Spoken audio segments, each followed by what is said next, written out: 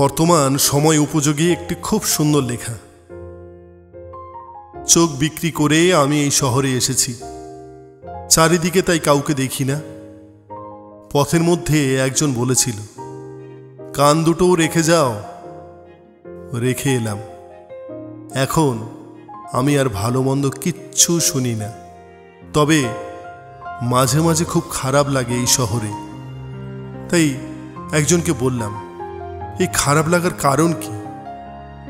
উনি বললেন, বোকা ছেলে, সব বিক্রি করেছ, বিবেকটা বিক্রি না করলে তো এমন হবেই।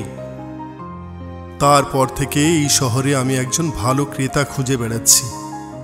কয়েকজনকে পেয়ে বললাম, একটা বিবেক ছিল, খুব কমে বেচতে চাই, নেবেন ভাই? বললেন, মাথা খারাপ, আমরাও তো এই মাত্রই নিজেদের বিবেক বেচে দিয়ে এলাম। কি সুন্দর না?